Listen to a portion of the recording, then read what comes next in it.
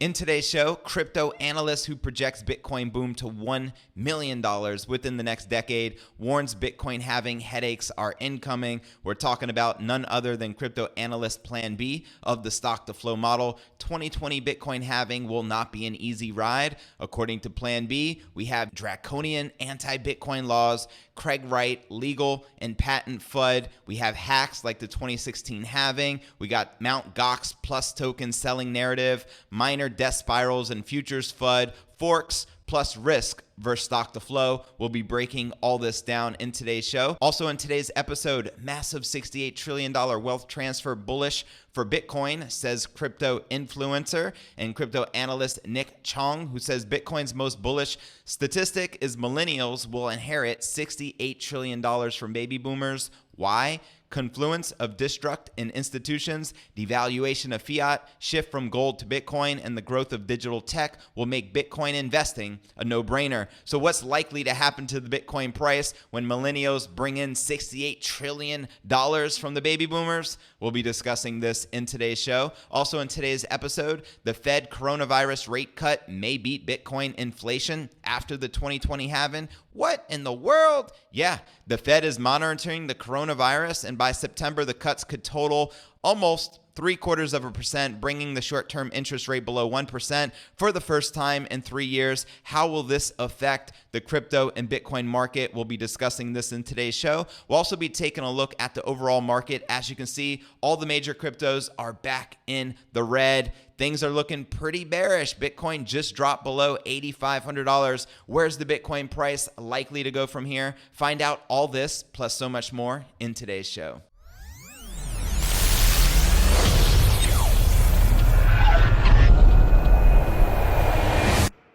Here at Crypto News Alerts, I drop a brand new episode every single day, so be sure to smash that subscribe button and click that bell icon to receive notifications of the latest premium crypto news as soon as it's released. And before we kick off today's show, if interested in tapping into OPM, other people's money, to grow your wealth and crypto portfolio, smash the link right below the video in the description. All right, welcome back to another episode of Crypto News Alerts. I'm your host, JV, and let's dive right into today's top story of the day. Analyst who projects Bitcoin boom to $1 million within the next decade warns Bitcoin halving headaches are incoming. Crypto analyst known for applying the stock to flow ratio to Bitcoin says the leading crypto is facing a number of headwinds as the 2020 halving approaches. The halving, which happens about every 4 years, will slash the supply of new Bitcoin entering the market in half this May 12th to be exact is the estimated date. The pseudonymous analyst known as PlanB says Bitcoin's supply schedule is strongly linked to the price of Bitcoin. He was the first to apply the stock to flow model to Bitcoin, which tracks the circulating supply of an asset against the amount of new supply hitting the market, often used to track the price of gold and precious metals. PlanB says the ratio is strongly correlated with Bitcoin's past price movements and shows Bitcoin hitting a high of $1 million within a decade. But with the halving on the horizon, PlanB now says Bitcoin has a number of issues to overcome, including regulatory uncertainty in the US, hacks and concerns about large scales of Bitcoin from crypto hackers, and the seemingly never-ending fallout from the collapse of the crypto exchange. MtGox taking a look at his tweet on crypto Twitter. He wrote, 2020 Bitcoin halving will not be an easy ride. We have draconian anti-Bitcoin laws. We got Craig Wright's legal and patent FUD. We got hacks like the 2016 halving and MtGox and plus token selling narrative, plus minor death spiral and futures FUD, forks, risks versus stock to flow. And in this article, he actually breaks down those risks versus the stock to flow model, and I'll include it in the show notes below the video in the description for you to check it out, right? So let's continue. Stock to flow skeptics say the advent of Bitcoin derivatives could prevent Bitcoin from rising this time around. They also point to the fact that Bitcoin has only gone through 2 halvings in the past, one in 2012 and one in 2016. If you didn't know, now you know, saying there's too little data to confirm their impact on the Bitcoin price. Ethereum creator Vitalik Buterin is also not a fan of the stock to flow. He says it's part of the crypto culture of post hoc rationalized bullshit analysis that includes tying Bitcoin price to global events like the coronavirus, and actually shared this in yesterday's episode. Vitalik actually tweeted, nah, That stuff is a part of the 95%, and he's referring to the stock to flow model being something he's not so fond about. So despite the fear, uncertainty, and doubt, PlanB says his model shows the price of Bitcoin is right where it should be. He likens Bitcoin stock to flow ratio to a drunk walking his dog and says although the price of Bitcoin may wobble higher and lower than the predicted price of Bitcoin, it can't stray too far and always falls back in line. Twitter, he wrote, drunk and dog seem to stay very close to each other, approaching May 2020, hashtag Bitcoin halving. And taking a look at this graph, as you can see, Bitcoin daily stock to flow and price. This is starting back in April of 2018 till April of 2020, and you can see it always correlates back on track. Basil Radwan responded, in your opinion, what's the best thing to do during this dip?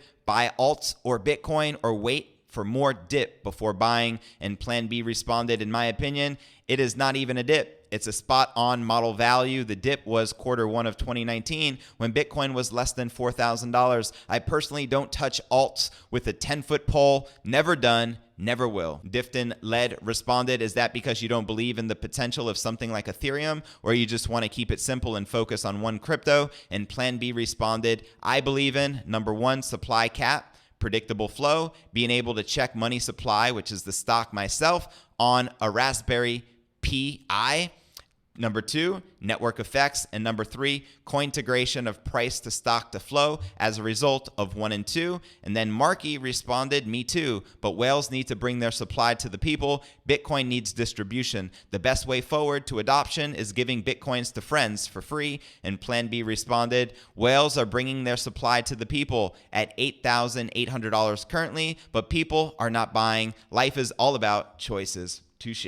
So it won't be too long until we see how the stock to flow model holds up. PlanB says he expects Bitcoin to hit $100,000 by the end of 2021. What are your thoughts? Do you believe the stock to flow model will continue to be accurate as it has proven over the past decade? Let me know your thoughts in the comments right down below. And in other crypto news, massive $68 trillion wealth transfer bullish for Bitcoin, says crypto influencer. Let's break this down. A looming massive transfer of wealth is one of the single largest reasons to be bullish on Bitcoin, according to crypto influencer Nick Chong. Chong, a journalist and marketer at the HTC Exodus Bitcoin division, says millennials will likely funnel a portion of inherited wealth from their parents and grandparents into BTC, a shift that bodes well for the leading cryptos long-term prospects. Taking a look at this tweet from Nick Chong on crypto Twitter, Bitcoin's most bullish statistic, millennials will inherit $68 trillion from baby boomers. Why? Confluence of distrust in institutions, devaluation of fiat, shift from gold to Bitcoin, and the growth of digital tech will make Bitcoin investing a no-brainer. I agree 100%. What are your thoughts? Drop me a comment right down below. He also went on to share, to expand on this spring 2019 survey from Blockchain Capital found that 42% of 18 to 34-year-olds want to purchase Bitcoin in the next 5 years. Data from Charles Schwab, the fifth favorite investment of millennials clients, is GBTC. And expanding further, millennials and Zoomers are naturally inclined towards using digital assets. People spend hundreds of dollars on CSGO weapons, League of Legends skins, etc. Is it a stretch of the imagination to say they find it easy to understand the why and what of Bitcoin? Cerulli Associates, an asset management research firm, estimates nearly 45 million U.S. households will hand over 68.4 trillion in wealth to heirs and charity in the next quarter century. Chung cites an April 2019 report from venture capital firm Blockchain Capital,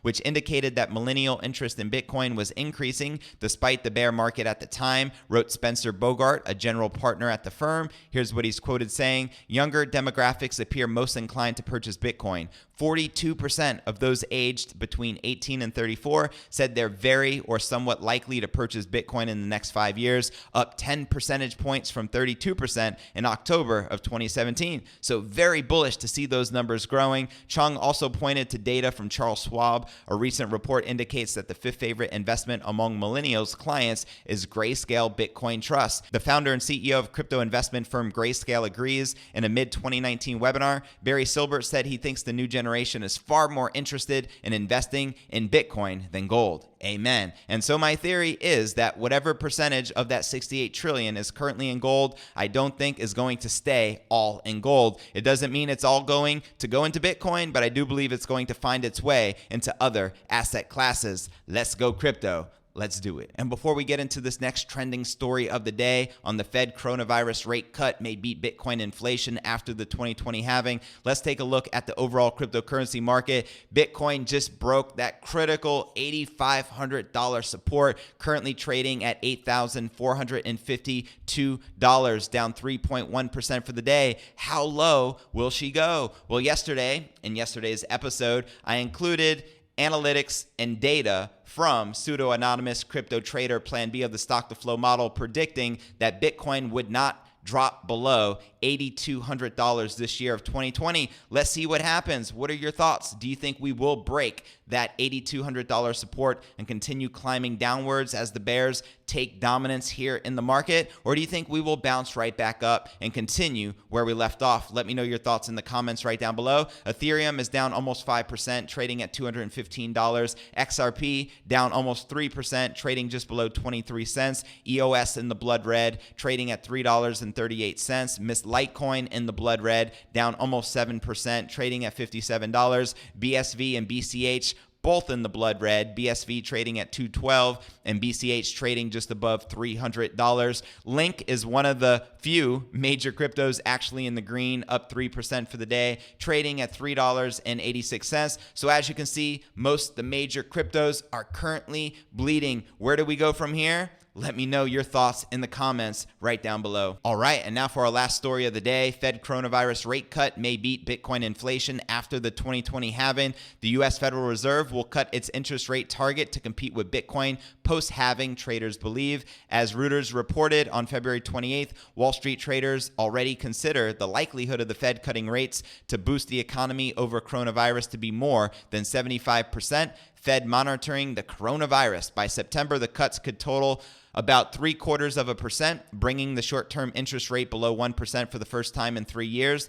The Fed did not appear rattled by the coronavirus, which is now spreading more quickly outside its epicenter of China than within it. I think it would be premature until we have more data and have an idea what the forecast is to think about monetary policy action. Charles Evans, president of Chicago Fed, said on Thursday, here's what he's quoted saying, "But we're monitoring it very closely, and if we see something that does not require adjustment, I'm confident we will give that all the consideration that it needs." Previously, U.S. President Donald Trump described the threat from the coronavirus to the country still being very low, so U.S. and Bitcoin play catch up. A potential dramatic rate reduction would see the Fed keep up with the planned supply decrease in Bitcoin set for May, known as the block reward halving. The event will shave 50% off the lot of new Bitcoins released to miners every 10 minutes. After the halving, Bitcoin's inflation rate will be under 2%, less than the Fed's current long-term target and also undercutting that of gold. Bitcoin's relationship to the coronavirus, meanwhile, remains a topic of speculation. Having previously risen as markets became unsettled,